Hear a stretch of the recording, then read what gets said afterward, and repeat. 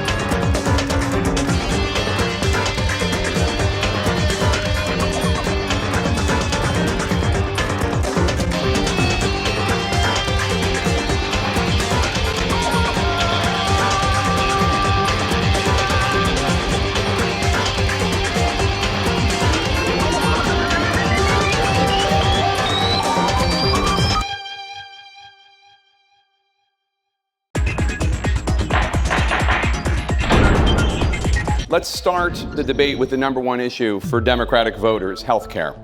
And Senator Sanders, let's start with you. You support Medicare for all, which would eventually take private health insurance away from more than 150 million Americans in exchange for government-sponsored health care for everyone.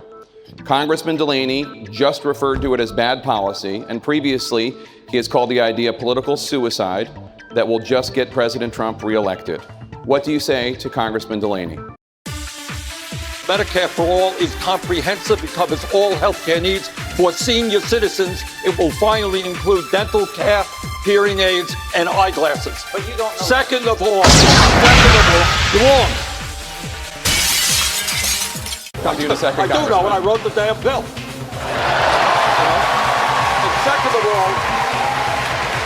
And second of all, 5 minutes away from here, John, is a country. It's called Canada. They guarantee health care to every man, woman, and child as a human right. They spend half of what we spend. And by the way, when you end up in a hospital in Canada, you come out with no bill at all. Health care is a human right, not a privilege. I believe that. I will fight for that. Thank you, Senator Sanders. Congressman Delaney? Well, I'm right about this. We can create a universal health care system to give everyone basic health care for free, and I have a proposal to do it. But we don't have to go around and be the party of subtraction and telling half the country who has private health insurance that their health insurance is illegal. My name was also mentioned in this. We're going to come to you in 1 second, but let me go to Senator Sanders right now. Senator Sanders?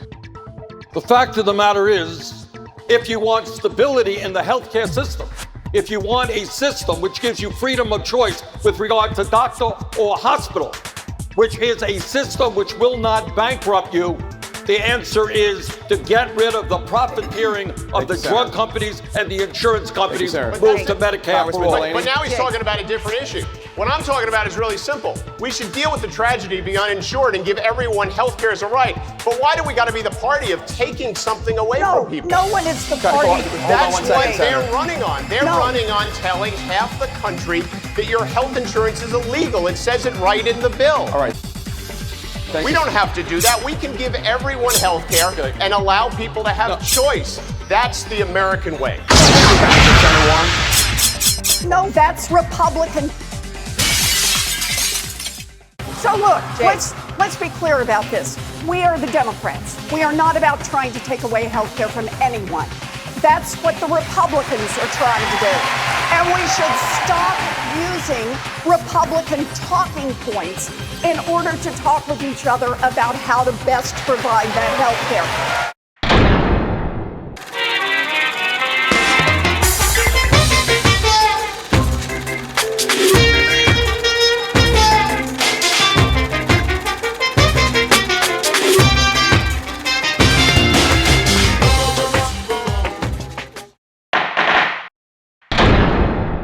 Mr. Vice President, Senator Booker called your new criminal justice reform plan, quote, an inadequate solution to what is a raging crisis in our country, unquote. Why is Senator Booker wrong? I think that we should change the way we look at prisons. Right now, we're in a situation where when someone is convicted of a drug crime, they end up going to jail and to prison. They should be going to rehabilitation.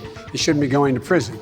That's what I think my plan, I know what my plan does, and I think it's not dissimilar to what the senator said. We should be working together on getting things done. Senator Booker, your response? Well, my response is that this is a crisis in our country because we have treated issues of race and poverty, mental health and addiction with locking people up and not lifting them up.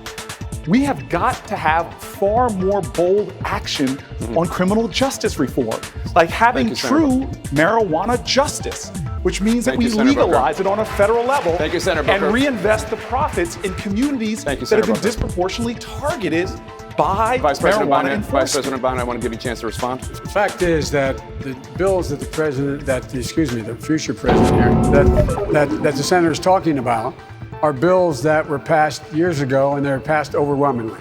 Since 2007, I, for example, tried to get the crack powder cocaine disparity totally eliminated. In 2007, you became mayor. The Justice Department came after you for saying you were engaging in behavior that was inappropriate, and then, in fact, nothing happened the entire time you were mayor. Well, first of all, I'm grateful that he endorsed my presidency already, but I'll tell you this, it's no secret that I inherited a police department with massive problems and decades-long challenges. We have a system right now that's broken, and if you want to compare records, and frankly, I'm shocked that you do, I am happy to do that. Because all of the problems that he is talking about that he created, I actually led the bill that got passed into law that reverses the damage that your bills that you were, frankly, to correct you, Mr. Vice President, you were bragging, calling it the Biden crime bill up till 2015. Thank you, Senator. Number one, the bill he talks about is a bill that in our administration we passed. Secondly, there was nothing done for the entire 8 years he was mayor.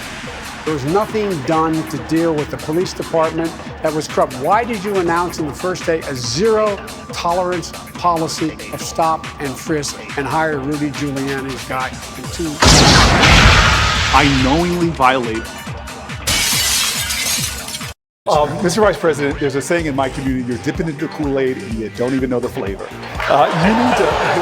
You need to come to the city of Newark and see the reforms that we put in place. The New Jersey head of the ACLU has said that I embraced reforms, not just in action, but in deed. Senator Harris, you have also been quite critical of Vice President Biden's policies on race, specifically on the issue of busing in the 1970s, having benefited from busing when you were a young child. Vice President Biden says that your current position on busing, you're opposed to federally mandated busing, that position is the same as his position. Is he right? That is simply false.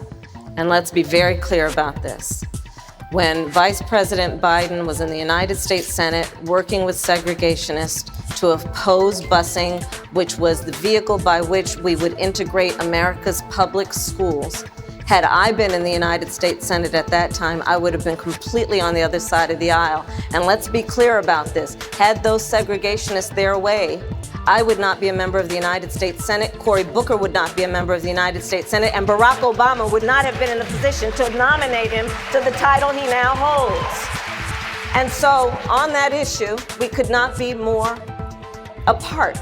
When Senator Harris was the Attorney General for 8 years in the state of California, there were two of the most segregated school districts in the country, in Los Angeles and in San Francisco. And she did not, I didn't see a single solitary time she brought a case against them to desegregate them. Secondly, she also was in a situation where she had a police department when she was there that in fact was abusing people's rights.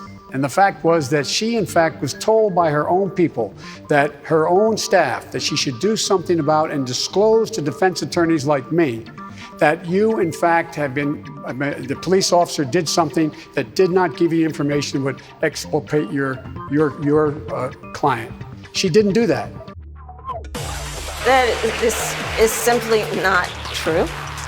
And as Attorney General of California, where I ran the second largest Department of Justice in the United States, second only to the United States Department of Justice, I am proud of the work we did, work that has received national recognition for what has been the important work of reforming a criminal justice system and cleaning up the consequences of the very... You owe them an apology. I want to bring the conversation back to the broken criminal justice system that is disproportionately negatively impacting Black and brown people all across this country today. Now, Senator Harris says she's proud of her record as a prosecutor and that she'll be a prosecutor president, but I'm deeply concerned about this record. There are too many examples to cite, but she put over 1,500 people in jail for marijuana violations and then laughed about it when she was asked if she ever smoked marijuana. She blocked evidence. She blocked evidence that would have freed an innocent man from death row until the courts forced her to do so. She kept people in prison beyond their sentences to use them as cheap labor for the state of California. And she fought to keep cash bail system in place that impacts poor people in the worst kind of way. Thank you, Congresswoman. Senator Harris, your response.